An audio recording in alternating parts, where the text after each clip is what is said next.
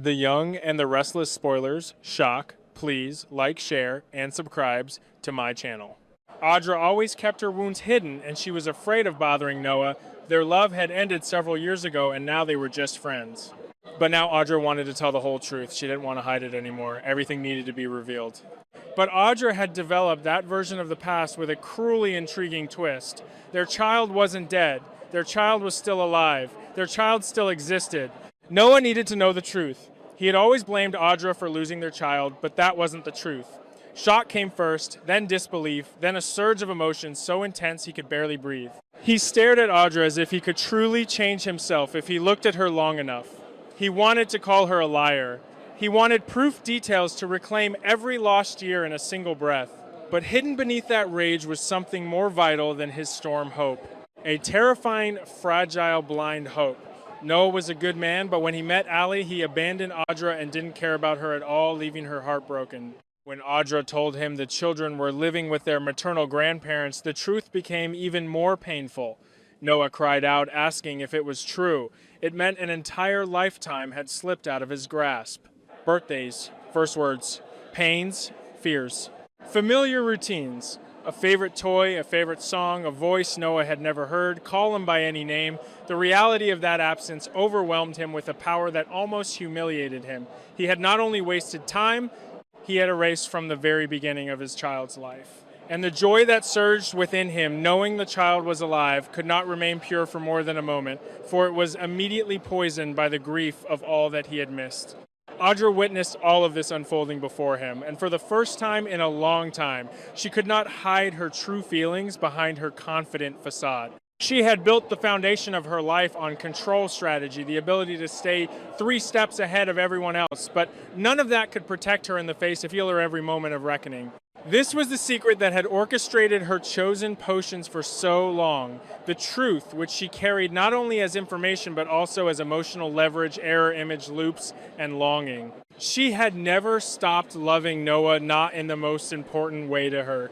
No matter what else she did, no matter how much she masked her motives with warmth or self-preservation, the core of it all remained heartbreakingly simple. She wanted to hold on to a part of him. She wanted a bond that time, rage, distance, and new relationships could never completely erase.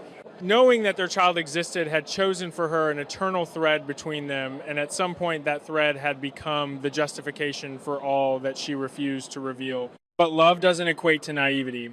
Audra's feelings for Noah may have been genuine, but so were the consequences of her silence. She told herself she was protecting children from instability, from conflict, from a father who might abandon them in grief or confusion. She naturally believed she was young, fearful, wealthy, lonely. She had nurtured so much within herself over the years, but hidden beneath each inflection was a darker truth she always tried not to confront directly. She also wanted Noah to remain emotionally incomplete. She wanted him to bear the weight of what he believed she had lost, because grief still bound him to her in those ways. Noah Newman stood before the floor-to-ceiling mirror in his apartment, adjusting the collar of his navy blue button-down shirt for the 5th time. The fabric felt unnaturally tight against his throat, a physical manifestation of the anxiety threatening to consume him. Outside, the frosted windows, the skies over Genoa City were a slate gray, promising a late winter storm, but inside, Noah was sweating. He ran a trembling hand through his dark hair, his reflection staring back with a mixture of raw terror and desperate, unyielding hope. Today was the day he would finally meet his son. The words still echoed in his mind, a surreal reverberation that had upended his entire existence just 2 weeks prior. A son, asterisk, his time's son. The boy's name was Julian, 5 years old. 5 years of first steps, scraped knees, bedtime stories, and birthday candles blown out in a world an ocean away, completely devoid of Noah's presence. The child was the result of a brief, intensely passionate relationship with Clara Sterling during Noah's time in London, a chapter he had closed when Clara abruptly ended things and vanished into the European countryside. He had never known she was pregnant. He had never known that when she passed away tragically in a boating accident off the coast of Cornwall a month ago, she left behind a piece of him. Noah turned away from the mirror and looked at the coffee table where a meticulously wrapped gift sat waiting. It wasn't an iPad or a flashy video game console. It was a vintage, hand-carved wooden locomotive, something timeless, something he hoped would bridge the massive, terrifying gap between a stranger and a father. He had spent hours wandering through antique shops in downtown Genoa City, agonizing over the perfect offering. Would Julian like trains? Did he prefer dinosaurs? The sheer weight of his own ignorance about his own flesh and blood pressed down on his chest like an anvil. "You can do this, Noah," he whispered to the empty room, his voice barely audible over the hum of the heating vent. He thought of his own father, Nicholas Newman, and the fierce protective love that defined the Newman patriarchs. He thought of his mother, Sharon, whose capacity for empathy he hoped he had inherited. He needed all of it today. He grabbed his wool peacoat and the wrapped box, his heart hammering a frantic rhythm against his ribs. He was ready. He had to be. He was going to meet his boy, and he was going to start the long, beautiful journey of being a father. The Sterling family had rented a sprawling, imposing estate on the outskirts of Chancellor Park.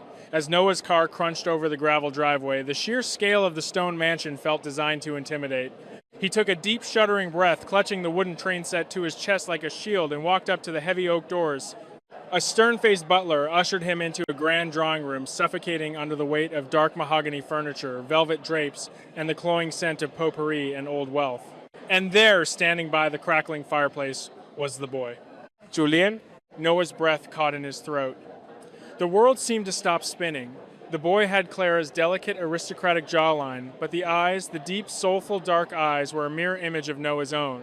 He had the Newman hair, a mop of dark waves that looked soft to the touch. A sudden, overwhelming wave of love so fierce and primal it brought tears to Noah's eyes crashed over him. This was his son. Julian Noah breathed out, taking a tentative step forward, his knees feeling like water. But the boy did not smile. He did not step forward. Instead, Julian's eyes widened with a stark, unmistakable apprehension. He shrank back, his small hands reaching out to fist the heavy wool skirt of the tall, imposing woman standing beside him, Clara's mother, Eleanor Sterling. "Julian, darling, stand up straight." Eleanor commanded, her voice crisp, carrying the icy clip of the British upper class. She placed a possessive, protective hand on the boy's shoulder. Noah swallowed hard, forcing a gentle, non-threatening smile onto his face. He slowly lowered himself to one knee, bringing himself down to Julian's eye level. He held out the wrapped box with trembling hands. "Hi, Julian. I'm Noah. I brought you something. I thought maybe you'd like trains." Julian stared at the box, then shifted his gaze to Noah's face. There was no curiosity in the boy's expression, no warmth, only the cold, guarded wariness of a child looking at an intruder. Julian pressed his face against his grandmother's hip and whispered loud enough for Noah to hear, "I want to go home, Grandmama. I don't like him." The words were a physical blow. Noah felt as if the air had been violently sucked from his lungs. The rejection was a jagged blade twisting in his gut. He remained kneeling, his arms outstretched, the gift suddenly feeling heavy and pathetic in his hands. He looked at his son, desperate for a sliver of connection, but Julian refused to meet his eyes again. The heartbreak was indescribable, a profound, agonizing sorrow that settled deep into Noah's bones. He had lost 5 years, and in this devastating moment, it felt like he had lost the future, too. "That will be enough for now," a booming, authoritative voice echoed through the room. Noah stood up, his joints aching with the sudden tension as Arthur Sterling, Clara's father, strode into the drawing room. Arthur was a man who wore his wealth and arrogance like a tailored suit. He gestured to a nanny who had been hovering in the shadows. "Take Julian to his playroom, Maria. It is time for the adults to speak." Julian didn't look back as he was led away. Noah watched his son disappear behind a set of heavy double doors, a piece of his heart tearing away with the boy's departure. "Have a seat, Mr. Newman," Arthur said, pointing to a rigid, uncomfortable-looking armchair opposite a plush sofa where he and Eleanor arranged themselves like royalty holding court. Noah remained standing. "I didn't come here for a board meeting, Arthur. I came to see my son." "And you have seen him," Eleanor replied, smoothly sipping from a delicate porcelain teacup. "Now we must discuss the reality of this unfortunate situation." Unfortunate, Noah's voice hardened, the initial shock of Julian's rejection slowly morphing into a defensive edge. "Let us not mince words." Arthur leaned forward, resting his elbows on his knees. His eyes narrowed into calculating slits. "You are a stranger to that boy. Clara saw fit to keep your existence a secret from him, and frankly, given your family's dramatic public history in this town, we understand why. However, biology has forced our hand. But make no mistake, mister. Newman, we are Julian's guardians and we will dictate the terms of your involvement. Noah felt his jaw clench. I am his father, not you. You are a biological donor until proven otherwise, Eleanor countered, her tone dripping with condescension. Here are the conditions. You will be permitted to see Julian twice a week. Each visit will last precisely 1 hour. These visits will be strictly supervised by us or a designated representative. Arthur pulled a folded document from his breast pocket and tossed it onto the coffee table. Furthermore, you are not to introduce yourself as his father. You are Noah, an old friend of his mother's. Julian has suffered enough trauma losing Clara. We will not have his fragile psyche shattered by the sudden appearance of a father he never knew existed. Noah stared at the document, the typed words blurring together as a hot, suffocating wave of indignation rose in his chest. You want me to lie to him? You want me to pretend I'm just some guy off the street? We want you to earn the right to be in his life without causing him psychological harm, Eleanor said, her chin raised. And there will be no involvement from the rest of the Newman clan. No Victor Newman, no Nicholas, no Sharon. Julian is a sterling. He will not be absorbed into your family's chaotic circus. The sheer audacity of the Sterling's demands ignited a spark within Noah that quickly erupted into a roaring inferno. The heartbreak he had felt moments ago was entirely eclipsed by a blinding, righteous anger. He was a Newman. He had been raised by a family that fought tooth and nail for their own, a family that did not cower before ultimatums or bow to aristocratic bullying. You have got to be out of your minds. Noah spat, his voice vibrating with a dangerous low timbre. He took a step toward the sofa, towering over the older couple. You think you can just waltz into Genoa City, wave a piece of paper in my face, and dictate how I get to love my own child? Keep your voice down, Mr. Newman, Arthur warned, standing up to meet Noah's gaze, though he was several inches shorter. Do not mistake our civility for weakness. We have the finest lawyers in London and New York on retainer. We are offering you a courtesy. A courtesy, Noah laughed, a harsh, bitter sound that held no humor. You're offering me a cage. You're trying to strip away my sacred right as a father. You kept him from me. Clara kept him from me for 5 years. 5 years of his life that I can never get back. And now that I finally know he exists, you want to put me on a leash? We are protecting him. Eleanor snapped, her composure cracking for the first time. You are a complete unknown to him. He is terrified of you. He's terrified because you're teaching him to be Noah, fired back, pointing an accusatory finger at her. He looks to you for how to react, and you look at me like I'm a disease. You're poisoning the well before I even get a chance to take a drink. Arthur's face flushed a deep, angry red. Listen to me, you arrogant boy. If you do not agree to these terms, we will pack Julian up tonight and fly back to London. We will tie you up in international custody courts for so long that by the time you win a single unsupervised weekend, the boy will be in university. Do not test us. The threat hung in the air, heavy and toxic. Noah felt the walls of the opulent room closing in on him. They held all the cards. They had the boy's trust, they had the legal standing as his current guardians, and they had the resources to make Noah's life a living hell. The realization that his sacred, undeniable right to be a father was being held hostage by these cold, calculating people made Noah sick to his stomach. He felt utterly violated, his identity as a protector and a parent being systematically dismantled right before his eyes. Needing air before he did something he would regret, Noah turned on his heel and stormed out through the French doors, stepping onto the expansive stone patio. The biting Wisconsin wind whipped across his face, cooling the flush of anger in his cheeks, but doing nothing to extinguish the fire burning in his soul.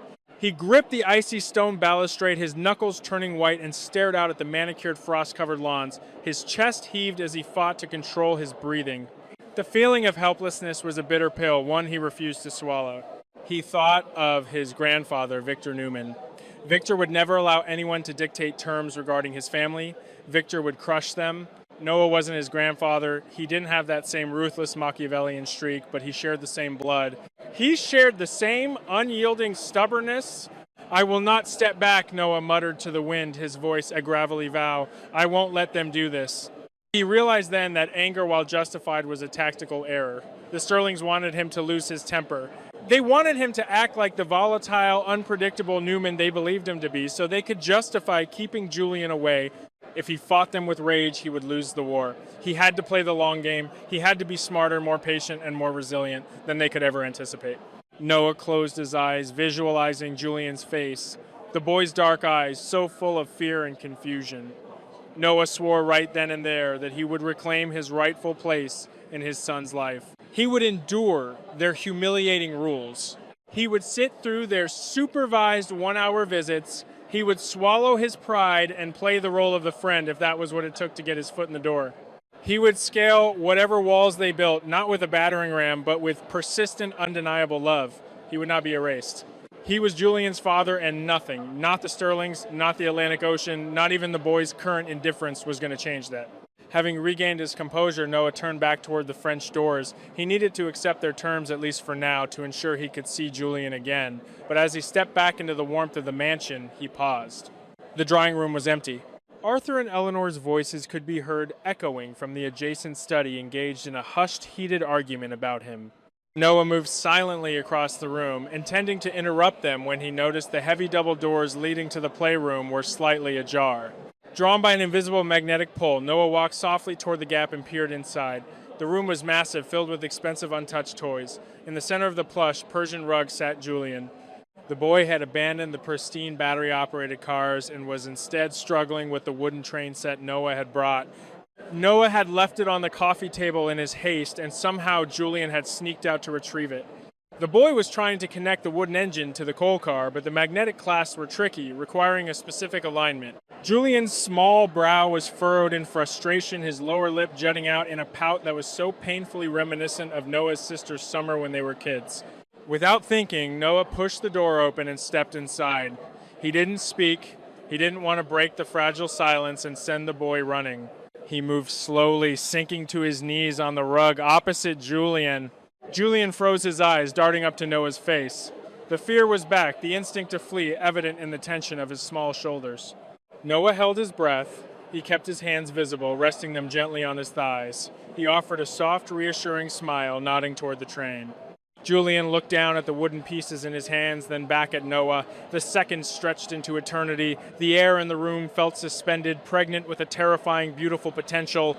Slowly, tentatively, Julian pushed the engine and the coal car across the rug toward Noah. Noah's heart hammered a frantic rhythm against his ribs. His hands were shaking, but he forced them to be steady as he reached out. He picked up the two pieces, rotated the coal car so the polarities of the magnets aligned, and let them snap together with a satisfying times-click asterisk. He placed the connected train back on the rug and gently pushed it toward his son. Julian watched the train roll to a stop in front of his knees. He reached out and touched the smooth wood. Then very slowly he lifted his head. The coldness, the aristocratic distance he had been taught to project, vanished for a fraction of a second. In its place was a spark of genuine childlike wonder. Julian looked directly into Noah's eyes. He didn't smile, but the apprehension was gone. For the briefest, most profound moment, there was an understanding. An invisible thread pulling taut between them, vibrating with the undeniable resonance of blood and belonging. "Thank you," Julian whispered, his voice as soft as a falling leaf.